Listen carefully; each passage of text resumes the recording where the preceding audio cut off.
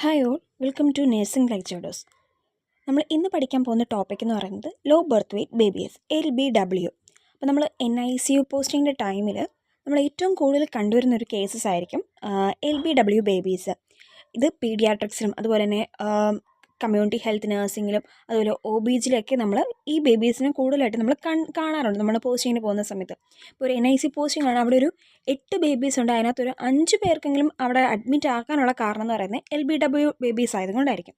അപ്പം എന്താണ് LBW babies നമുക്ക് നോക്കാം. ഇത് എക്സാം ഒരു പോയിന്റ് ഓഫ് വ്യൂവിൽ വരുവാണെങ്കിൽ മെയിൻലി ഇതൊരു SA കാറ്റഗറിയിലായിരിക്കും കൂടുതലായിട്ടും കണ്ടുവരുന്ന ഒരു 10 മാർക്ക് അല്ലെ 12 മാർക്ക് ക്വസ്റ്റ്യൻസ് ഒക്കെ ആയിട്ടായിരിക്കും വരുന്നത്. അതുപോലെ പറഞ്ഞാൽ അത്രയ്ക്ക് വെരി ഇമ്പോർട്ടൻറ്റ് ടോപ്പിക് ആയിരിക്കുമല്ലോ SA ഒക്കെ ആയിട്ട് വരുന്നത്. അതുപോലെ തന്നെ ഇത് വളരെ ഇമ്പോർട്ടൻറ്റ് ടോപ്പിക്കാണ്. SAയോ അല്ലെങ്കിൽ ഷോർട്ട് നോട്ടോ ഒന്നും അല്ലെങ്കിൽ ഒരു ആൻസർ ബ്രീഫിലെങ്കിലും എക്സാമിന് ഇത് ചോദിക്കാറുണ്ട്. അപ്പം എന്താണ് ലോ ബർത്ത് വെയ്റ്റ് ബേബീസ് നമുക്ക് നോക്കാം. The definition of LBW low birth weight babies.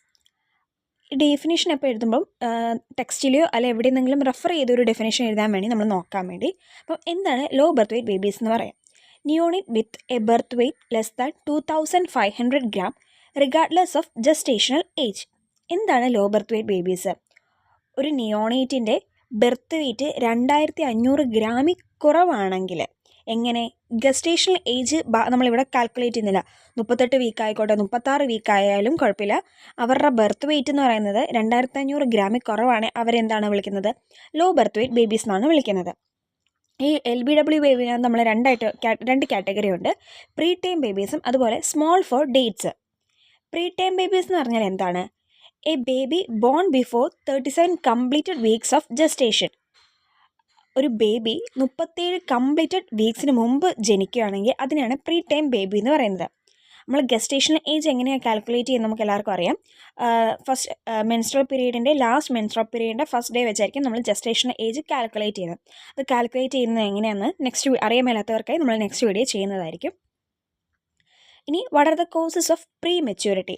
എന്താണ് കോസസ് എപ്പോഴും എഴുതുമ്പം ഇപ്പോൾ അവിടെ മറ്റേണൽ കോഴ്സ് ഉണ്ട്, ഫീറ്റിൽ ഈ OB-ജി അത് ഈ നിയോണൈറ്റ്സ് അത് OB-ജി ടോപ്പിക്കിലൊക്കെ വരുമ്പം കോസസ് മെയിൻലി ഇങ്ങനെയായിരിക്കും വരുന്നത്. Maternal causes, foetal causes, placental causes എന്നൊക്കെ ആയിരിക്കും പറഞ്ഞു വരുന്നത്. നമ്മൾ ജനറലൈസ് ചെയ്ത് എഴുതാതെ ഇത് മൂന്ന് ഹെഡിങ് ആയിട്ട് എഴുതുന്നതായിരിക്കും എപ്പോഴും നമുക്ക് മാർക്ക് സ്കോർ ചെയ്യാനും വ്യൂ ചെയ്യുന്ന എക്സാമിനർക്ക് കുറച്ചും കൂടെ ഒരു ഇംപ്രഷൻ കിട്ടാനും നല്ലത്. അപ്പം എന്തൊക്കെയാണ് മറ്റേണൽ കോസസ് നമുക്ക് നോക്കാം. First one is uterine anomalies. യൂട്രസിൻ്റെ എന്തെങ്കിലും അനോമലീസ് കാരണം. Then cervical incompetence. നമ്മുടെ സെർവിക്സ് എപ്പോഴും ക്ലോസ് ചെയ്തായിരിക്കണം ഇരിക്കേണ്ടത്. യൂഷ്വലിയും എന്തായിരിക്കും ഡെലിവറിയുടെ കുറച്ച് മുമ്പാക്കി ആയിരിക്കും സെർവിക്സ് ഓപ്പൺ ആയിട്ട് വരുന്നത്. ഇത് കുറച്ച് നാൾക്ക് മുമ്പേ ഓപ്പൺ ആയി വരുന്ന ഒരു കണ്ടീഷനാണ് എന്ത്?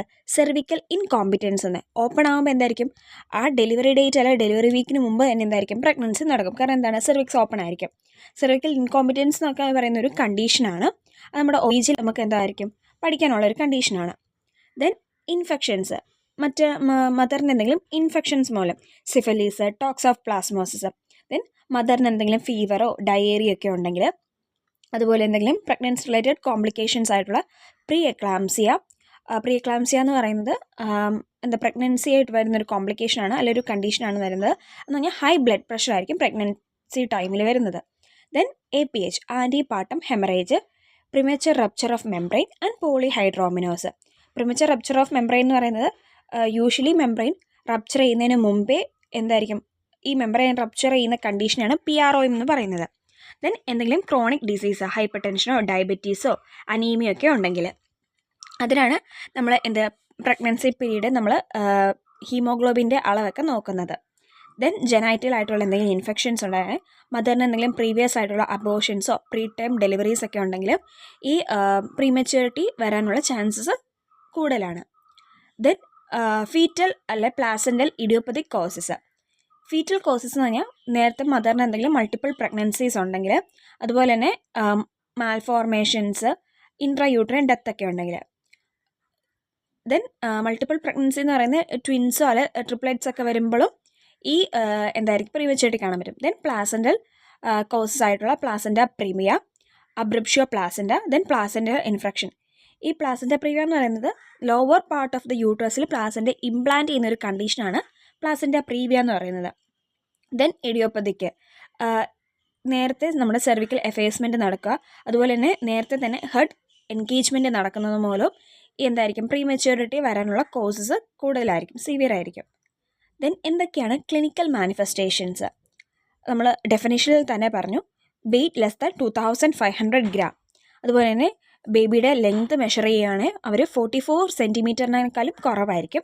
അതുപോലെ ബേബിയുടെ ഹെഡ് വളരെ ബിഗ് ആയിരിക്കും, ചെറിയ തൊറാക്സ് ആയിരിക്കും, വലിയൊരു അബ്ഡമൻ ആയിരിക്കും. ദെൻ സോഫ്റ്റ്, നമ്മൾ സ്കൾ ബോൺസ് പാൽപ്പേറ്റ് ചെയ്ത് നോക്കുമ്പോൾ ഭയങ്കര സോഫ്റ്റ് ആയിരിക്കും, സ്യൂച്ചേഴ്സ് വൈഡ് ആയിരിക്കും. അതുപോലെ തന്നെ ഫോണ്ടൈൽസ് എന്നൊക്കെ പറയുന്നത് ലാർജ് ഫോണ്ടൈനിലൊക്കെ ആയിരിക്കും. സ്കിൻ എന്ന് പറഞ്ഞാൽ അവരുടെ സ്കിൻ നോക്കുകയാണെങ്കിൽ എങ്ങനെയായിരിക്കും? തിൻ സ്കിന്നായിരിക്കും, ലാനുഗോ വെർണിക് സിക്കോസിയൊക്കെ പ്രസൻ്റ് ആയിരിക്കും. അതുപോലെ തന്നെ അവരുടെ മസിൽ ടോൺ നോക്കുകയാണെങ്കിൽ പൂവർ മസിൽ ടോൺ ആയിരിക്കും. നമ്മൾ പാൻറ്റാക്രീസസ് ഒക്കെ നോക്കുമ്പോൾ റിഫ്ലക്സ് നോക്കുമ്പോൾ അത് ആബ്സെൻ്റ് ആയിരിക്കും. ദെൻ അൺഡിസെൻഡഡ് ടെസ്റ്റിൽസ് ആയിരിക്കും മെയിൽസിൽ. ഫീമെയിൽസിലാണ് ലാബിയ മൈനോറ എക്സ്പോസ്ഡ് ആയിരിക്കും. ഇനി എന്തൊക്കെയാണ് കോംപ്ലിക്കേഷൻസ് വരുന്നത്? ബേബിക്ക് അസ്ഫാക്സിയ വരാം, തിൻ നമ്മുടെ സബ്ക്യൂട്ടീനിയസ് ഫാറ്റും ടിഷ്യൂ ഒക്കെയാണ്, അതുകൊണ്ട് ഹൈപ്പോതെർമിയ വരാം, ഹൈപ്പോഗ്ലൈസീമിയ വരാം. പൾമനറിയിലാണെങ്കിൽ റെസ്പിറേറ്ററി ഡിസ്ട്രസ് സിൻഡ്രോം വരാം, എഡീമിയ ഉണ്ടായിരിക്കാം, BPD വരാം. ദെൻ സെറിബ്രൽ ഹെമറേജസ് ഉണ്ടായിരിക്കും.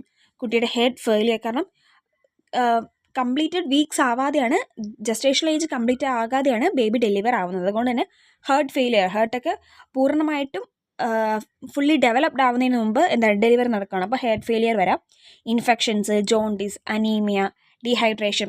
അതുപോലെ തന്നെ ഐസൊക്കെ പൂർണ്ണമായിട്ടും അല്ല ഫുള്ളി ഡെവലപ്ഡ് ആവുന്നില്ല. അതുപോലെ റെറ്റിനോപ്പതി, അതുകൊണ്ട് പ്രീമച്യൂരിറ്റി കാരണം റെറ്റിനോപ്പതി വരാം. അതാണ് കോംപ്ലിക്കേഷൻ. ഇനി എന്താണ് ഇമ്മീഡിയറ്റ് മാനേജ്മെൻറ്റ്? ഡെലിവറി നടന്നു, ക്യുക്ക് കോഡ് ക്ലാമ്പിംഗ് ആയിരിക്കും. എയർവേ ക്ലിയർ, നമ്മൾ സക്ഷനിങ് ഒക്കെ നടത്തി എയർവേ ക്ലിയർ ചെയ്യുക, ഓക്സിജൻ അഡ്മിനിസ്ട്രേറ്റർ ചെയ്യുക. ദെൻ വാം റാപ്പിംഗ്, ഹൈപ്പോതെർമിയ വരാനുള്ള ചാൻസ് ഉണ്ടെന്ന് പറഞ്ഞ് നമ്മൾ ബേബീനെ ഭയങ്കര വാം ആയിട്ട് റാപ്പ് ചെയ്യുക, മമ്മിഫൈ ചെയ്ത് വെക്കുക. വൈറ്റമിൻ K IM ആയിട്ട് ഇഞ്ചക്ഷൻ ചെയ്യുക. ദെൻ അസെപ്റ്റിക് കെയർ, എപ്പോഴും അസെപ്റ്റിക് ആയിട്ട്, കാരണം അവർക്ക് ഇൻഫെക്ഷൻ പ്രോൺ ആണ്. അപ്പോൾ നമ്മൾ വളരെ സ്റ്റെറൈലായിട്ട് വേണം പ്രൊസീജിയറൊക്കെ ചെയ്യാൻ. ദെൻ തെർമൽ പ്രൊട്ടക്ഷൻ, ബേബിക്ക് തിൻ സ്കിൻ എന്നൊക്കെ പറഞ്ഞതുപോലെ തന്നെ ഹൈപ്പോതെർമിയ ഒക്കെ ഉണ്ട്. അതുകൊണ്ട് നമ്മൾ ബാത്തിങ് ഒക്കെ ഡിലേ ചെയ്യണം. എപ്പോഴും KMC, skin to skin mother skin contact maintain ചെയ്യുക. വാം റൂമാകെ AC ഒക്കെ മാറ്റി വാം റൂം അയക്കുക. ഇൻക്യുബേറ്റർ അല്ലെ റേഡിയൻറ്റ് വാമറോ വെച്ച് നമുക്ക് ഹീറ്റ് റെഗുലേറ്റ് ചെയ്യാം. Then respiratory support and infection prevention, നമ്മൾ RDS പൾമനറി കോംപ്ലിക്കേഷൻ എന്ന് പറഞ്ഞാൽ RDS ഒക്കെ റെസ്പിറേറ്ററി ഡിസ്ട്രസ് സിൻഡ്രോം ഒക്കെ വരാൻ ചാൻസ് ഉണ്ടെന്ന്. അപ്പോൾ അതുകൊണ്ട് തന്നെ നമ്മൾ എയർവേ ക്ലിയർ ചെയ്യുക. ഓക്സിജൻ ഡെഫിഷ്യൻസി ഉണ്ടായതുകൊണ്ട് നമ്മൾ ഓക്സിഹുഡ് വെച്ച് ഓക്സിജൻ സപ്ലൈ ചെയ്യുക. പിന്നെ ഇൻഫെക്ഷൻ വരാനുള്ള ചാൻസ് ഉണ്ടെങ്കിൽ നമ്മൾ എപ്പോഴും ഹാൻഡ് ഹൈജീനൊക്കെ മെയിൻറ്റെയിൻ ചെയ്യുക. GI ട്രാക്റ്റ്, അംബ്ലിക്കസ് ഒക്കെ എപ്പോഴും നമ്മൾ ക്ലീൻ ചെയ്യുക. അംബ്ലിക്കസ്, നമ്മൾ അംബ്ലിക്കൽ കോഡൊക്കെ കട്ട് ചെയ്യുന്നതുകൊണ്ട് ആ സൈറ്റൊക്കെ എപ്പോഴും ക്ലീൻ ചെയ്ത് വെക്കാം. അതുപോലെ തന്നെ ആംബിസിലിനും ജെൻഡാമൈസിനും നമ്മൾ ഇൻഫെക്ഷൻ ഉണ്ടെങ്കിൽ 5 to 7 days വരെ നമ്മൾ അഡ്മിനിസ്റ്റർ ചെയ്യും. ദെൻ ന്യൂട്രീഷൻ, നമ്മൾ പോസിബിൾ ആവുന്നത്തോളം നമ്മൾ ബ്രസ്റ്റ് ഫീഡിങ് ആയിരിക്കും റെക്കമെൻഡ് ചെയ്യുന്നത്. അല്ലെങ്കിൽ നമ്മൾ NG ട്യൂബ് വഴിയായിരിക്കും നമ്മൾ ഫീഡ് ചെയ്യാൻ നോക്കുന്നത്. IV ഫ്ലൂയിഡ്സ്, എന്തെങ്കിലും സിക്ക് ബേബീസിനൊക്കെ IV ഫ്ലൂയിഡ്സ് നമ്മൾ കൊടുക്കും.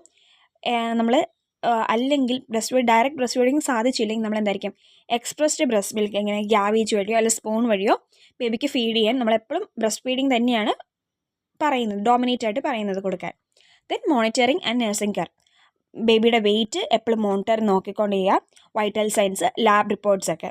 ദെൻ ക്ലോസ് അപ്പ്, ആദ്യത്തെ 48 മണിക്കൂർ എന്ന് പറഞ്ഞാൽ വളരെ ക്രൂഷ്യൽ മൊമെൻ്റ് ആയിരിക്കും. ബേബിക്ക് എന്തും സംഭവിക്കാനുള്ള ചാൻസ് ഉണ്ട്. റെസ്പിറേറ്ററി ഡിസ്ട്രസ്സോ അതുപോലെ എന്ത് വേണേലും വരാൻ, കോംപ്ലിക്കേഷനൊക്കെ വരാൻ ചാൻസ് ഉള്ള ഏറ്റവും കൂടുതലൊരു ഇതാണ് ഫസ്റ്റ് 48 hours എന്ന്.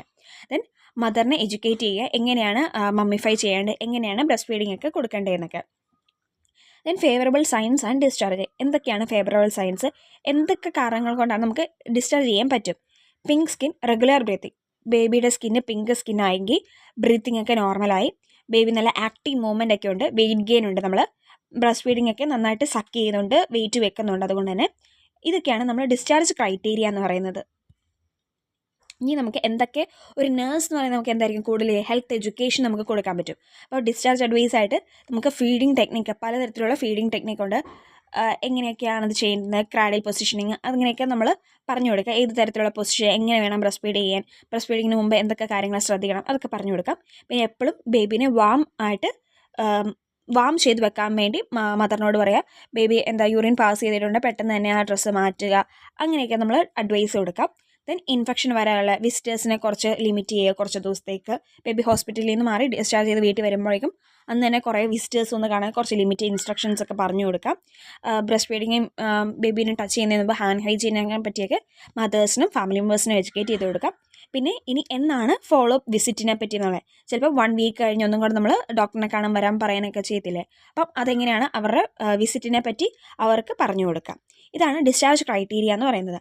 അപ്പം ഇതാണ് എന്ത് പ്രീ മെച്യൂരിറ്റി എന്ന് പറയുന്നത്. ലോ ബർത്ത് വെയ്റ്റ് ബേബീസിനകത്ത് വരുന്നതാണ് പ്രീ മെച്യൂരിറ്റി.